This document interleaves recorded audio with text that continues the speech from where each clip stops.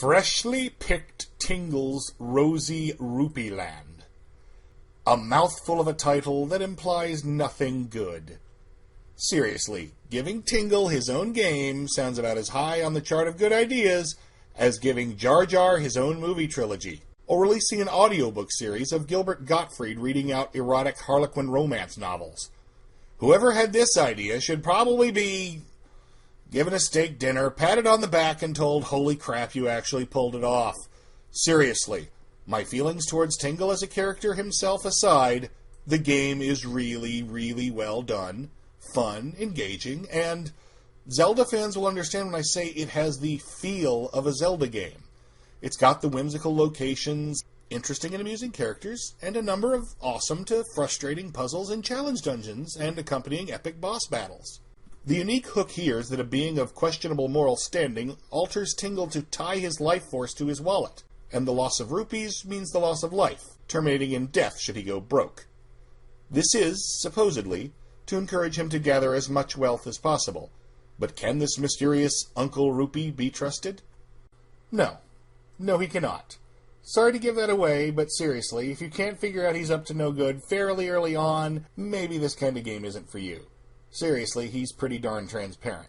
Anyway, Tingle needs to collect some rare Mega Rupees, scattered, of course, in a number of dungeons in this region of Hyrule, and since he's not much of a fighter, he's going to need to part with some of his hard-earned monies to hire a bodyguard or 12 by the time it's all said and done. The game's combat system is non-standard, as there's not a button to press to swing a sword, fire a gun, or pummel enemies over the head with a 7-foot-long statue of Vanilla Ice. No, in this game, you or your companions, upon touching an enemy, a fight you have no control over breaks out, and the battle is obscured by Looney Tunes-style violence-obscuring dust cloud, while your HP/rupee count gradually drops till you or the monster is dead. Bosses are fought in a different manner, but 95% of the fights in the game, that's how it goes down. Defeated mobs may drop supplies and ingredients, which can be mixed into Tingle's cooking pot, which gives the game a rudimentary crafting system to make elaborate, fancy foods, which can then be sold for more and more rupees.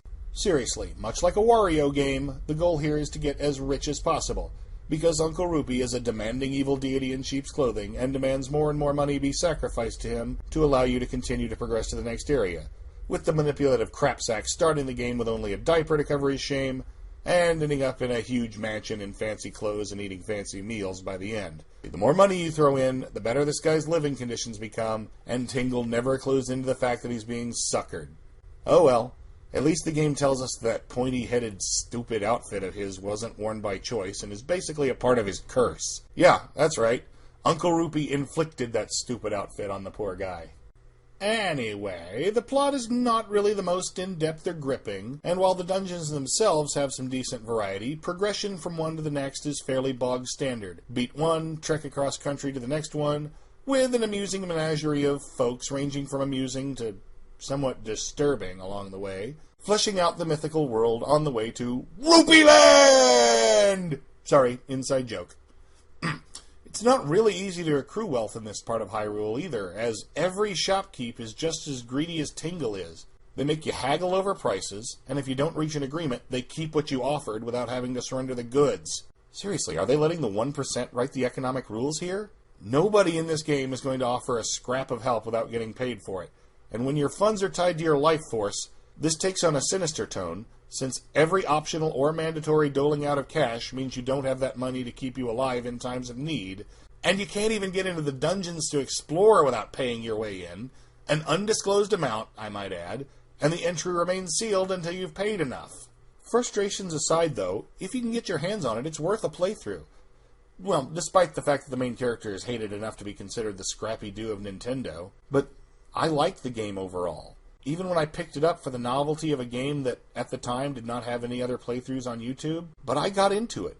I found more and more that it was a fun, solid game, and I had a lot of great times playing it. It's bizarre and unconventional, but a solid Zelda spin-off, and nowhere near the abomination I expected it to be. Far from the worst the series has to offer, which is what I was expecting when I started out. But no, it's not like the CDI Zeldas or Link's crossbow training. Those are a waste of time and money, but this one's a good way to kill a few hours. Now, normally I would never suggest emulation, of course, but this one never got a Western release, so those of us not in the right countries literally had no legit way to buy it when it was new. I mean, yeah, so there is not really the guilt associated with it. In this case, I might feel in other situations. Well, that and they don't make DS games anymore, so there might not be any other way now, even if you're in Japan or Europe. Anyway, there are two endings to get, a bad one and a good one, and while I got the bad one on my YouTube playthrough, back when I was a part of GameAnyone.com, I did another playthrough there and managed to hunt up all the optional Rupeeland treasures, unlocking the better one. So you can check it out there or search YouTube for someone else who managed it. I'm not overly picky about how you go about it. Well, if you go to the trouble of looking it up at all. Anyway, have a nice day and game on, YouTube.